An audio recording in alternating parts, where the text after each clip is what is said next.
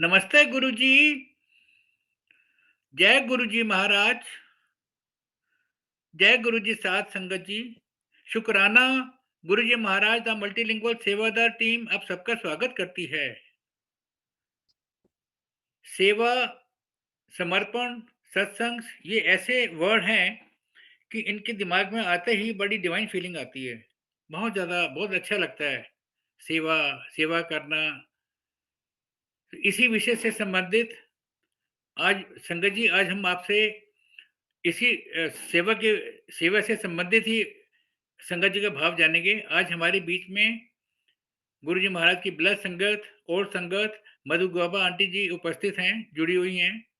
तो मैं गुरु परिवार की तरफ से मधु आंटी का स्वागत करता हूँ। Over to you Madhu Goba aunty. जय गुरु जी।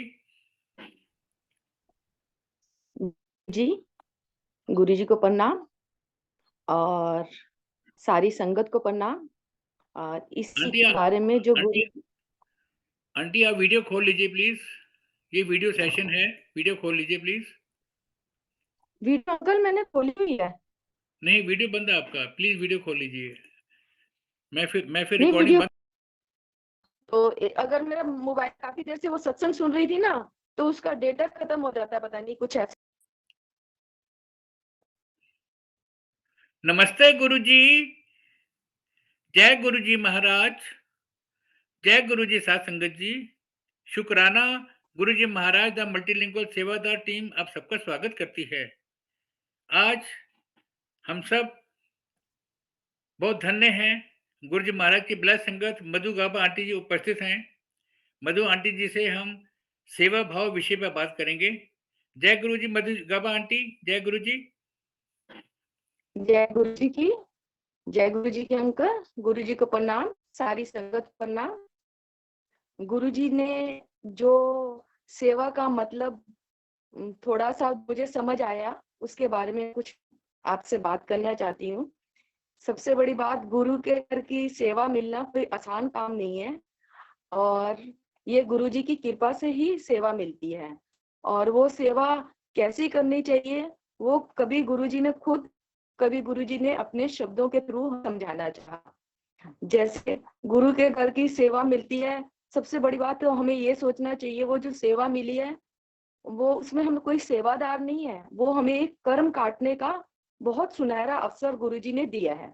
क्योंकि गुरुजी ये बोलते थे कि तुम चाहो तो ये मंदिर एक दिन में सोने का बना दूं, लेकिन ये कर्म तो करवाने है ना। तो इसलिए मंदिर में कभी क्या क्या होता है, वो सब हमें हमारे कर्म होते हैं और हमें अपने कर्म कटवाने ही हैं। तो एक शब्द जैसे हमें अक्सर वो सुनती थी सेवा के ऊपर कि गुरुजी चिल्लाते थे कि एक बुढ़िया होती है, उसको गुरु घर की सेवा मिलती है, वो जब वो सेवा मिलती है तो उसमें पूरा उसका समर्पण दिखाया हुआ है। तो वो आती है कि उसको सेवा मिली है तो बहुत बड़ी बात है। एक बारी वो डेली गुरु के घर की सेवा करने जाती है, एक बारी उसका पति बहुत बीमार हो जाता है, उसकी डेथ हो जाती है, फिर भी वो सेवा नहीं छोड़ती। एक बारी उसका बच्चा भी बहुत बीमार होता है, वो माँ से कहता है, माँ माँ पहले पिताजी की डेथ हो गई, तुमने तब भी सेवा नहीं छोड़ी, आज मैं मुझे बहुत बीमार हूँ, तो आज आप सेवा पे मत जाओ, मैं मर जाऊंगा। बहुत उसको समझाता है। तो उसकी माँ यही बोलती है कि नहीं, गुरु के घर की सेवा बड़ी मुश्किल से मिलती है, उसको नहीं छोड़ना चाहिए। वो अपने बच्चे को समझा के फिर थाल परात उठा के सेवा पे चली जाती है। और कुछ टाइम बाद वो महसूस करती है कि महसूस क्या, सच होता है कि वापस सेवा करके आती है तो उसका बच्चा बिल्कुल ठीक होता है, पति जिंदा हो जाता है। तो उस शब्द से ये दिखाया गुरु जी ने कि जब भी गुरु की सेवा मिले उसको हल्के में नहीं लो। हमारे ऊपर कम या कष्ट आने वाले होते हैं, वो उसको पूरी करो और उसको जाना चाहिए। और जब गुरु के घर की सेवा मिलती है उस टाइम मैंने अक्सर देखा, बहुत सेवादार तो ऐसे हैं जो बहुत मन से करते हैं और बहुत सेवादार ऐसे होते हैं जो जिनका ध्यान ये होता है कि आज हमें दूसरे सत्संग में जाना है, आज हमें शादी में जाना है, आज बच्चों की पढ़ाई है, बहुत सारी चिंताओं में डूबे होते हैं। गुरु के घर की सेवा मिल रही है तो वहां हमें बड़े तन और मन से सेवा करनी चाहिए, सारी चिंताएं खत्म कर कर। हमें उस टाइम ये ध्यान नहीं देना चाहिए कि सेवा छोड़ के हमें दूसरी जगह सत्संग में जाना है, सेवा छोड़ के हमें शादी में जाना है। तो वो एक बुढ़िया की कहानी से बहुत अच्छा शब्दों से वो हमें वो मिला। और दूसरी बात ये गुरुजी ने सिखाई कि अगर वहां हमें मंदिर में सेवा मिलती है तो हमें दिखावे में नहीं जाना, चाहे वो हमें गुरुजी की गद्दी के पास खड़े होने की सेवा मिले या टॉयलेट साफ करने की सेवा मिले, सेवा तो सेवा ही है।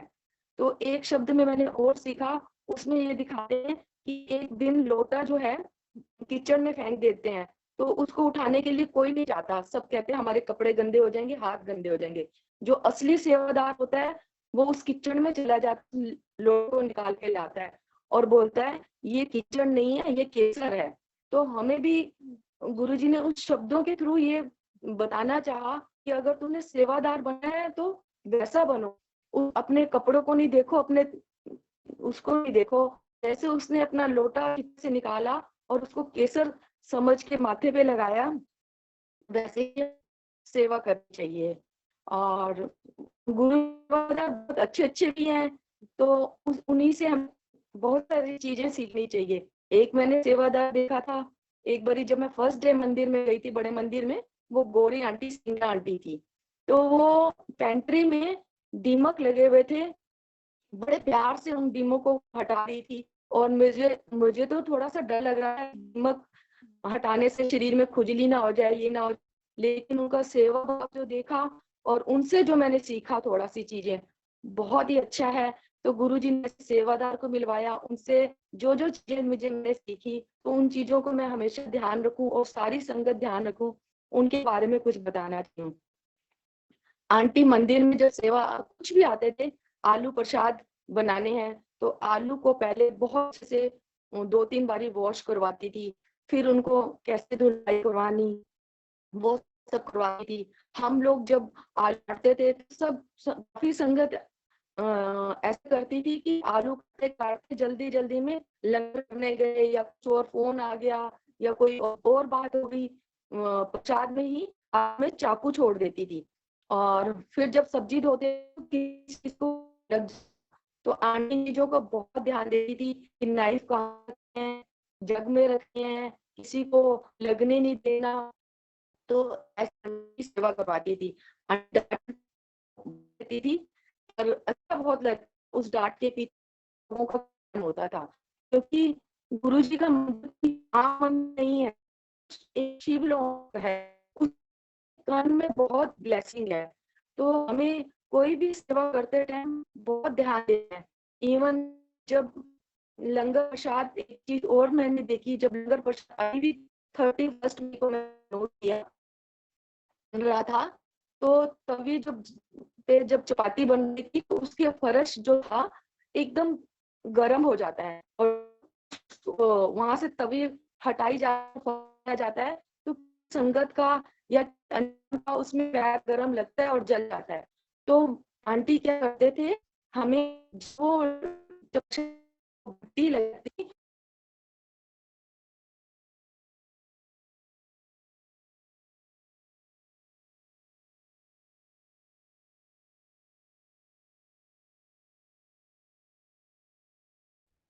पता लगा दिया, फिर जब भट्टी हट जाती वो पत्थर गर्म होता था और फिर आराम से वो नीचे भी सेक नहीं आता था और किसी का पैर भी नहीं जलता था।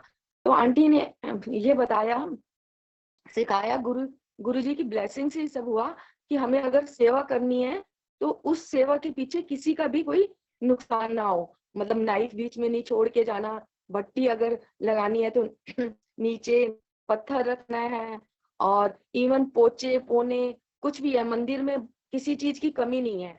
लेकिन हमें कोई भी काम करना है, जैसे हम पोचा कहीं लगाते हैं तो वहीं का वहीं छोड़ आते हैं, नहीं, सारे पोचे धो के आराम से ऐसे सजा के रखना है जैसे एक गुरुजी ने शिवलोक हम लोगों के लिए ही छोड़ा है। क्योंकि जब गुरुजी को बोला था गुरुजी आप यहाँ बैठ जाओ, तो गुरुजी ने बोला कि मैं कोई पंडित या पुजारी नहीं हूँ, ये आप लोगों के लिए बनाया है। तो गुरुजी ने इतना सुंदर मंदिर हमारे लिए बनाया, इतना दिल से करा, तो हमें वो हर चीज को, कुछ भी हो, चाहे पोचा हो, चाहे झाड़ू हो, चाहे वो नाइफ हो, चाहे वो भट्टी वो कर रही हो, हर चीज को ऐसा काम करना है कि अगर हमें सेवा मिली है, हमें कर्म काटने का मौका मिला है, तो उसके बाद किसी और को नुकसान ना हो। नहीं तो अगर किसी और का नुकसान होगा, जान के या अनजान से, अपने कर्म और खराब करके बैठ जाएंगे। और एक बात और है, जैसे हॉल में वहां कारपेट बिछा होता है, तो गुरुजी के यहाँ, गुरुजी जो फिजिकल फॉर्म में थे, मैंने ये देखा उस कारपेट में बहुत ब्लेसिंग है, क्योंकि गुरुजी बोलते थे यहाँ बहुत देवी देवता आते हैं माथा टेकने। तो उस कारपेट को फेंका नहीं जाता था, टुकड़ों में काट के ब्लेस किया हुए सबको बांट दिया जाता था। तो उसको हम कोई हल्के में नहीं लें। जितने भी मैट बिछते हैं उनको बारिश में गीले होते हैं, उसको साफ करके और बड़े आराम से श्रद्धा से बांटने चाहिए। वैसे तो अब देखा जाए बहुत संगत बढ़ती जा रही है, पर गुरुजी ने ये भी दिखाया संगत बढ़ रही है तो सेवादार भी बढ़ रहे हैं। हमें वैसे ही सब करना चाहिए जैसे गुरुजी चाहते। और गुरुजी के सामने हमने देखा, जैसे गुरुजी अक्सर आज्ञा लेने से पहले स्टील के गिलास में पानी प्रसाद देते थे और हम ऊपर से पीते थे, झूठे नहीं करते थे। अब जो है इतनी पानी की बोतल्स आ रही हैं, ठीक है संगत बढ़ रही है, सेवादार भी बढ़ रहे हैं, लेकिन हम यही चाहते हैं, कोशिश ये करें कि हम कोई भी प्लास्टिक के बर्तन और प्लास्टिक यूज नहीं करें, क्योंकि उससे आने वाले टाइम में बहुत पोल्यूशन होगा। कहीं वो घूम फिर के हमारे ऊपर ही आएगा। गुरुजी तो सब ठीक करते ही हैं, पर गुरुजी ने सेवा हमें इसलिए दी है कि इतने सेवादार हैं, अपने कर्म ठीक कर लें और उससे किसी को दुख ना हो, ये सब कर लें। तो ऐसे गुरुजी ने हर चीज में दिखाया। इवन उन्होंने पानी तक को ज्यादा वेस्ट नहीं करने दिया। एक दिन की बात है, पीछे किचन के पीछे एक छोटी सी दीवार, बाउंड्री दीवार बन रही थी। तो हमें याद है कि हम बहुत सारी संगत वहां थे, मतलब 15-20। तो गुरुजी का मंदिर से फोन आया, तो सबने लगा कि ये बहुत सीमट हो गया था। कि हम क्या करते थे, डेली फर्श को धो देते थे, पानी बहुत वेस्ट होता था। एक दिन अनीश अनीश के पास, वहाँ अनीश सेवादार था, गुरुजी का फोन आया, आज कोई पानी नहीं चलाएगा, थोड़ा सा बकेट में 2 मग पानी दो और इसी से सारा फर्श साफ करेंगे। लेकिन जो असली सेवादार नहीं था, भीड़ समझो, वो सब देख के सुन के घबरा गए। इतने से पानी से इतना बड़ा फर्श कैसे साफ करेंगे सीमेंट का, है? पर गुरुजी की आज्ञा थी, तो जिस 2 संगत ने वो आज्ञा मानी, वो पूरा फर्श पहले झाड़ू से, फिर उतने पानी से सारा साफ हो गया। जो दोबारा वो संगत जो भाग गई थी दोबारा आई, तो उन्होंने देखा, अरे ये तो कैसे साफ हो गया इतने से पानी से, और इतना सुंदर कैसे हो गया, आप लोगों ने क्या फर्श उससे किया था? तो गुरुजी का हर चीज का मतलब वेस्ट करने के ऊपर बहुत गुरुजी ने वो दिया है, चाहे वो लंगर प्रसाद हो, चाहे वो सेवा का हो। जैसे गुरुजी खुद ही कहते थे, अगर 4 गाड़ियों की पार्किंग की जगह है, तो हमें ऐसी गाड़ी नहीं खड़ी करनी कि 3 लोगों की गाड़ी हो। तो चप्पल प्रसाद, चप्पल को भी ऐसे ऐसे ऐसे रखना। तो मतलब गुरु परमात्मा आके खुद ऐसे सिखा के गया कि हमें कैसे सेवा करनी है। सेवा करते टाइम हमें एक बहुत अच्छा मौका मिला शिवलोक में अपने कर्म काटने का। वो हमें कर्म काटने हैं, और ऐसे कर्म नहीं करके जाने जिससे आने वाले टाइम में या उसी टाइम में जिस दूसरी संगत को या भीड़ को कुछ भी कह जाए, नुकसान हो, उनको कोई फर्क नहीं पड़ेगा, वो सब हमारे ऊपर ही घूम के आएगा। तो गुरुजी ने एक सेवा का मौका दिया है, तो उसको सेवा को सेवादार भी बहुत अच्छे से भी कर रहे हैं, लेकिन जाने या अनजाने में बहुत ये प्लास्टिक बेकार हो रहा है। और कहीं ना कहीं होड़ में भी आ रहे हैं, भागा दौड़ी में, जहाँ पानी हो, कोई गिर ना जाए, किसी को वो सेवा मिले। तो चुपचाप ये मत देखो कि हमें हॉल के आगे करनी है या उधर करनी है, तो उसमें सिलेक्ट नहीं हो। तो जैसे गुरुजी के शब्दों में दिखाया है कि लोटा अगर किचन में भी गिरा, तो उसको तुम्हें अपने कपड़े नहीं देखने, उसको उठाना है। और दूसरी बात ये दिखाया, अगर सेवा मिली है तो उसमें छुट्टी नहीं करनी, वो आपके कुछ कर्म काटने हैं, वो हमें मन से सेवा करनी है। जो गुरुजी ने ये थोड़ा हमें सिखाया, उसके बारे में मैंने बता दिया। आगे गुरुजी मुझे जो सिखाएंगे, कुछ कोई अच्छे सेवादार के थ्रू या गुरुजी की ब्लेसिंग के थ्रू, तो हम भी ये कोशिश करेंगे हम वैसा करें।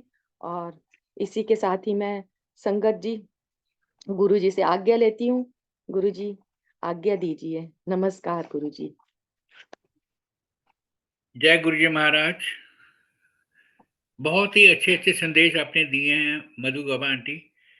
बहुत ही ये तो रियल सेंस में जो ये आपने मैसेजेस दिए हैं ना, ये सेवादारों को इसका मनन करना चाहिए। हाँ जी, हाँ जी। हम सेवा को सेवा ही हमें समझें। बिल्कुल। हाँ जी। आंटी, जी, अब जो ये संगत है, संगत को आप क्या मैसेज देंगी? बस संगत को यही मैसेज है, हम मेरे अपने लिए भी है कि ये बहुत बड़ा शिवलोक है, बहुत प्यारी जगह है। जब बोलते हैं 12 ज्योतिर्लिंग इसमें है, तो इसकी जब भी सेवा मिले समर्पण करते हुए, जैसे वो एक कथा है उसको चलाई जाए या सुनी जाए कि बुढ़िया अपना सब कुछ छोड़ के भी जाती है, तो हमें हम पे गुरु जी भी कृपा करे, हम कोशिश करें एक पैर हम बढ़ाएं, हम वैसे ही सेवा करें। बहुत मुश्किल है। यहाँ इस दर पे गुरुजी खुद ही बोलते थे, बड़े बड़े ऋषि मुनि भी 2 निवाले खाने के लिए तरस रहे हैं, तो गुरुजी ने तो हमारे लिए क्या कर दिया। तो बिल्कुल बस ठीक उसको कहा हम आपने। कर ही सके बस। जी आंटी, बहुत अच्छा मैसेज है संगत के लिए। इसी के साथ ही हम गुरु महाराज से आज्ञा लेंगे। जय गुरु जी, शुक्राना गुरु जी। तो